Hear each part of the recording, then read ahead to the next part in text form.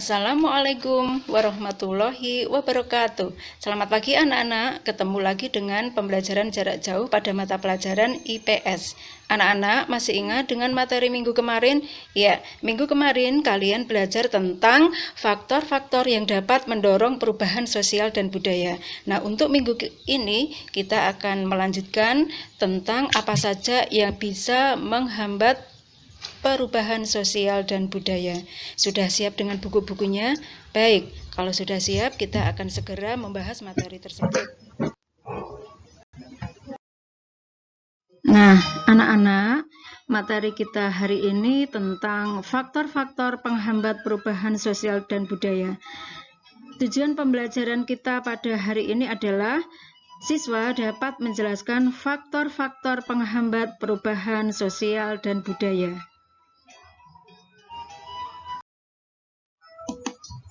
Anak-anak, pada dasarnya kehidupan manusia di dalam masyarakat memiliki sifat dinamis, sehingga manusia akan selalu mengalami perubahan sosial. Perubahan sosial ini di dalam masyarakat memiliki sifat yang mutlak atau terjadi pada setiap masyarakat, baik secara cepat maupun lambat. Selain memiliki faktor pendukung, perubahan sosial di dalam masyarakat juga bisa berhadapan dengan berbagai hambatan. Apabila faktor pendorong lebih kuat dibandingkan dengan faktor penghambatnya, maka perubahan sosial akan terjadi. Begitu pula sebaliknya, bila faktor penghambat lebih besar dibandingkan dengan faktor pendukung, maka perubahan sosial tidak akan terjadi. Ada beberapa faktor penghambat perubahan sosial dan budaya. Nanti kita akan membahasnya satu demi satu ya. Nah, apa saja itu faktor yang menghambat perubahan sosial dan budaya? Yakni yang pertama, kehidupan masyarakat yang terasing. Yang kedua, perkembangan ilmu pengetahuan yang lambat. Yang ketiga, sikap masyarakat yang tradisional. Yang keempat, adanya prasangka terhadap hal-hal yang baru atau asing. Dan yang kelima, adat istiadat.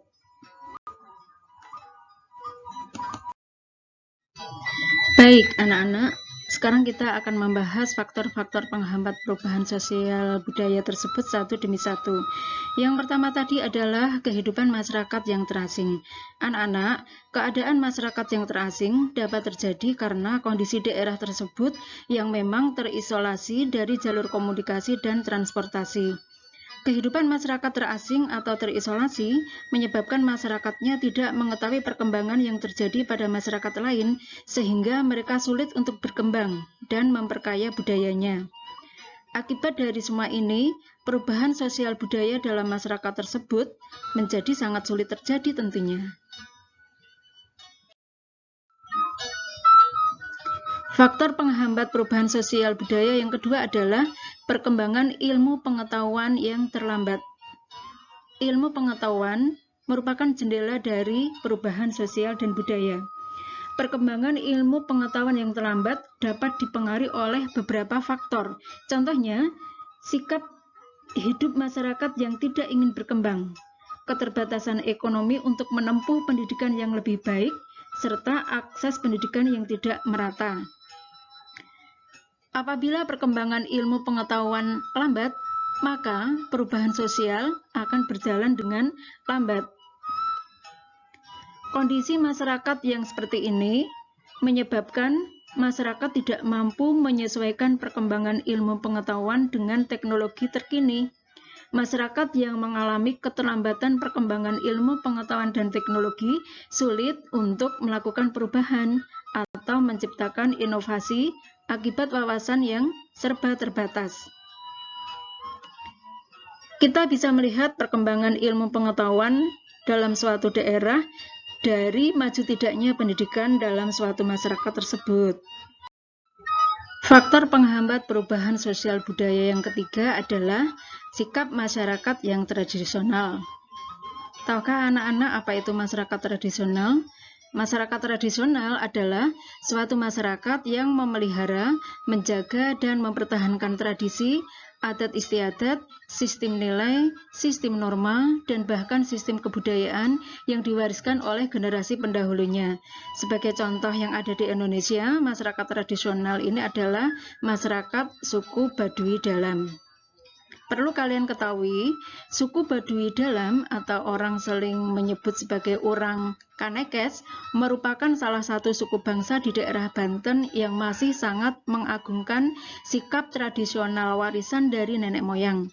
Mereka mengisolasi diri dari dunia modern.